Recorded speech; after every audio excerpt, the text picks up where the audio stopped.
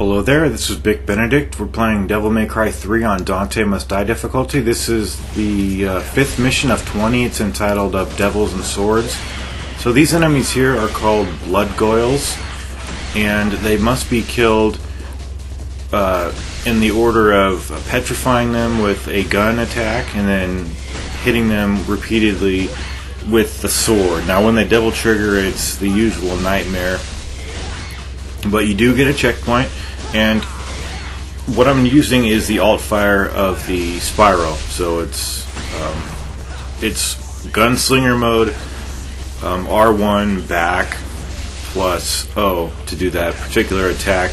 And the reason I like to do it is because not only is it more damaging, but it can freeze multiple enemies here, so it's really good. But if you do decide to use the gunslinger, just bear in mind you're not going to be able to switch when you fight Jester, because the only way you could do that is to restart the stage, and then you'd have to do this fight here. But you could do it without this. I'm just showing you that this technique is one that I prefer to do here. So we'll have 2 boss fights in this chapter, and I'm going to condemn the Agni and Rudra fight because the camera is so terrible. It's not a fun fight, and if the camera worked a little bit better, it would be more manageable, but it's a horrid fight, and I believe you have to fight them twice in this game. So because on chapter 18 you have to fight all the bosses over again, but there really is only, I think it's 3 that you have to kill if you kill the right bosses and make the little, I think it's a triangle shape that you make when the lines connect on the grid back in chapter 18. But anyway, for Jester, he's not a hard boss. You really shouldn't need items on this guy. Okay, so we should be on Jester. We'll fight this guy a number of times. I think you fight him 3 times, one of which is optional. So what we're looking to do here is you want to fire cancel to use the Spiral, and then use the Stinger to close in the distance, and only close in the distance after you've seen that you have knocked some confetti out of him and he staggers. That means that you're allowed to get some free hits. Now he's in the center of this proverbial clock surface here, so I put myself at 6, taunt, and also put myself in this position so that I can go left or right and roll instead of going forward and doing the jump, because I can get the iframes better with the jump. Now you see that I'm building up my double trigger here. The only thing that I mentioned this last time is that, see how the confetti came out of him and then he lets you, if you don't fire cancel, you won't be able to shoot the Spiral enough times and quickly enough so that you get him to be stunned there. Now the only issue, do you see that my double trigger is charging right now? Right under the vitality gauge. When I get my opportunity to hit him with the gun now, what I'm going to have to do is fire cancel, but I have to keep my finger on the L1 button, and don't let your finger slip while you're doing this. So it's a little slower this time because, like I said, I have to keep my finger on the L1 button while I manipulate the L2 button to fire cancel. But if you do it, I'm just saying that, just a little caveat about that, just a warning. What I like to do here is just double jump over those.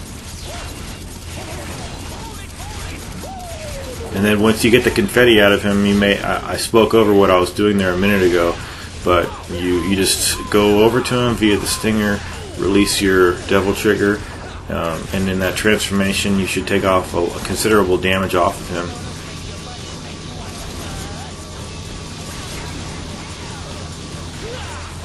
So you notice that there's blue and green balls. If you hit the green ball with your sword, you'll get, I think, a sliver of health back. It's only 1 bar, but it's something worth noting. It's hard to do it, but okay. So there's the confetti. We're gonna go over to him with the Stinger and hit him pretty hard, but he didn't get killed. So what I'm gonna have to do is just hit him when he's in the shield, which doesn't take enough I mean, you could hit him when he's in his shield, but you're at the risk of being hit by the projectiles. More, that's a more dangerous situation, and also you simply just don't take very much health off him. So if you just have a little sliver, it's okay to just end the fight by going over there. So now we're going to place the astrological board over here. I think I called it the astronomical board in the previous video. Oh, and that's what it is. So I was right. And then hop down here. What placing the board there makes this. There was like a platform, a vertical platform that was in our way over there. So now that we have that, there is a little platform in the middle of the downstairs area in the Chamber of Echoes, the main hall in this castle or tower rather, which will enable you to jump off of it and save you a little bit of time. So now we're going to place this item right into here, and then go up here, and we'll spawn a fight. You do get a checkpoint here. But I mean, they always give you a checkpoint. It's really nice. But the thing is, they'll give you the checkpoint, and they'll put you at the very bottom of the tower, so you have to keep coming up here. However, they save the fact that you place I think it's called the Vajura in the slot, so you only have to go to where you're picking up the Soul of Steel every time. So in this encounter, we're dealing with more enigmas, sadly, and also these sloths here. So I have my Royal Guard equipped on, and do you see the 3 circles to the left of the vitality gauge, one of which is beeping?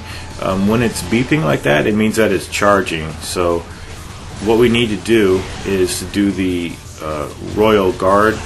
It's called the Just Guard.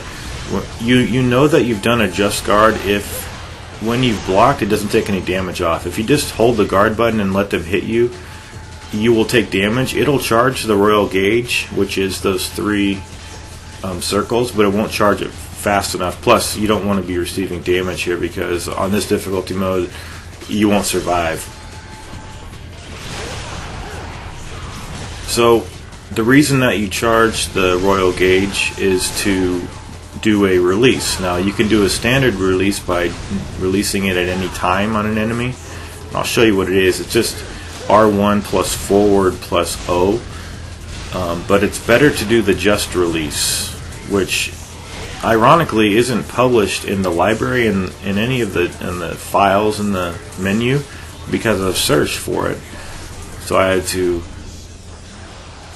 to call the game out on that fact. But anyway, there's a couple of just guards. So when he teleports, you just guard. There was a missed opportunity. But it's difficult to get a just release on these guys. What a just release is it's the exact button combination I mentioned, R1 plus forward in the direction of the enemy plus O. However, on these guys, there's no telling in which, on which side of you they're going to land once they teleport. See that? There's just no way. So even if you miss with the just release, it doesn't count unless you make contact with them. And the game will count a standard release too. It's not like they only count it if it's a just release. That would be kind of cheating, I think, on the player's part. But what we're looking to do is, see how I released right there, but it didn't count it. It only counts it if you actually do a release and it makes contact with the enemy. But a just release is releasing the charged up Royal Guard gauge at the moment the enemy's swinging. So you're actually risking getting hit doing it. But if you do it correctly, you will take no damage and deal massive damage to the enemy whom you're targeting. It's just a little bit difficult, with these enemies here, when you never know when they're coming. But I believe I get the just release over here somewhere on this guy here, and it outright kills him. This guy right over here, I believe. He's gonna see there. He's gone. He just vanished because I killed him. Now these guys here are shifty sons of bitches here, because not only are they, firing their weapon, which is very deadly.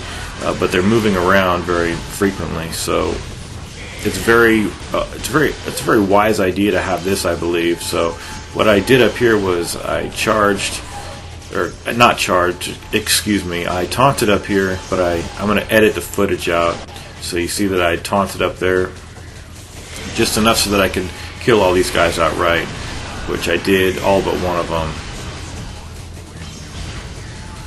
So, you know, you don't have to waste devil stars. If you can get into a corner, it doesn't even matter if you're in the vicinity of an enemy. I was in error when I spoke about that in my previous guide on this chapter, when I said that you have to be in range of the enemy, or at least have them on the screen to get the charge. I mean, not the charge, the fucking the taunt. You can be anywhere. So like what I did was I was upstairs, the guy was downstairs, he wasn't even on my screen, and I just stood there and repeatedly pressed the down button to taunt, which I have down on the D-pad for me is the taunt action. So now we're going to go out of this room, and we're going to use the Soul of Steel to access the chamber where the boss is. Before you head up there, you might want to switch to the... I mean, I would definitely switch to the Kalina Ann, because it's rather annoying to go up on the platform with the prides dropping in. There's a trial also linked to this exact room over here. And if you have the Kalina Ann, what you do is you shove all the enemies off the platform, because you cannot have 4 or more of them on the platform, or it will collapse, and you have to keep repeatedly hitting this circle over here. And that skull on the wall, that's not the challenge. The challenge is in chapter 8, which is one of my favorite chapters, right after the Virgil fight.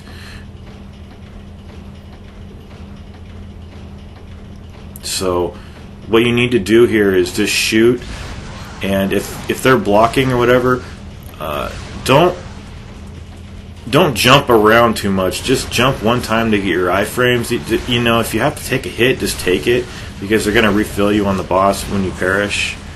You know, I say win because it's a tough fight for the wrong reasons, though.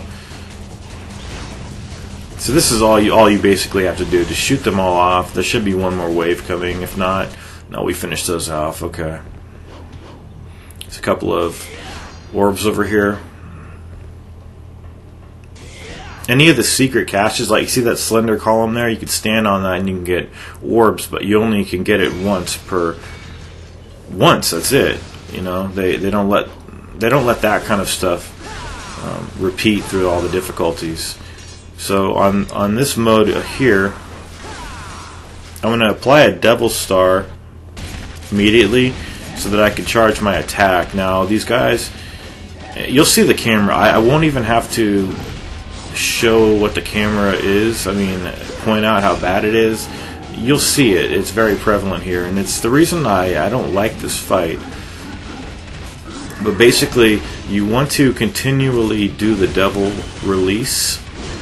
You want to get your iframes from their attack. Think of them as one enemy, although if you think of them as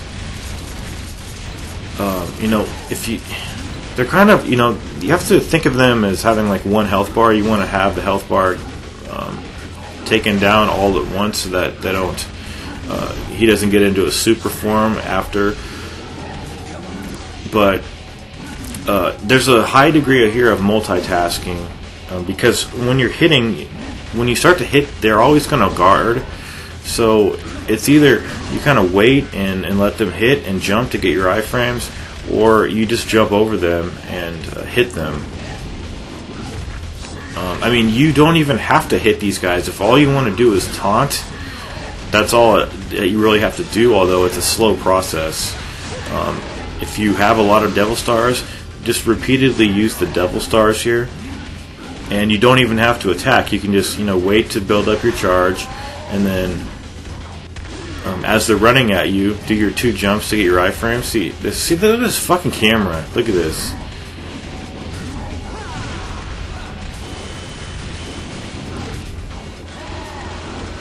Well, what I was saying there is, it'll probably take you about 5 Devil Stars I mean, it's just up to you. I mean, I assume people have items. That's one of the assumptions I'm making in this guide. Did I have to use items here personally? Yes, I did. I didn't use any well, I used one Devil Star prior to the fight, and I used several healing items. And I'm not ashamed to say that, because I practiced these guys for a long time. I mean, it might not look like that, but I cannot stand the camera. I gave up on the camera. This is just, it never auto adjusts. You have to continually center the camera. You have to, I mean, centering the camera is not bad, but swiveling the camera, there's always a chance that they'll hit you, and they always do, because their range is just crazy. Their attacks are slow, albeit, but it's just, I think it's one of the poorer fights, in my opinion. They're fun enemies. There's nothing wrong with the enemies. It's just the camera. It's just one of those cardinal sins that, you know, this game. It's not a frequent issue. It's just an issue here that's just prevalent. So they'll always charge in a group. So there's one iframe. You can use the Royal Guard. You can do the just releases if you want to. But that's just too much multitasking for me personally, because I'm just trying to stay alive at this point.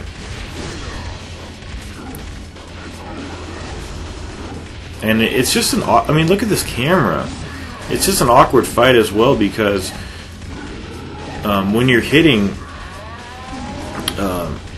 the other guy, he's always trying to also hit you, and they're guarding constantly. So I'm not really sure what was intended here as far as who made this. Like, it doesn't seem like it's much of a combat focused fight on your behalf. I mean, when all the enemies do is guard, it kind of makes me wonder if you're supposed to, be a little bit more passive than normal.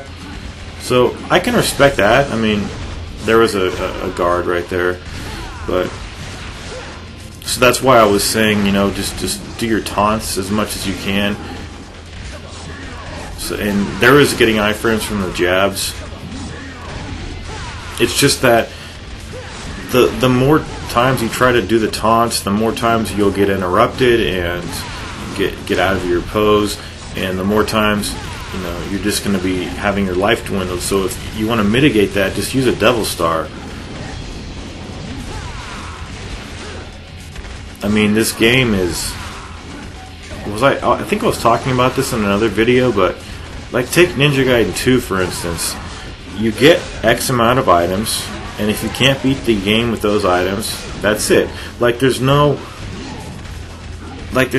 excess that a player can get. Like in this game, you could have so many items, and it really is up to the player. I know some people are really stubborn to use items, but I just don't like knowing that I have items and trying to adhere to this kind of strict personal protocol that I have, which isn't anything other than try to do my best and use items to fill in the gaps for any lack of skill.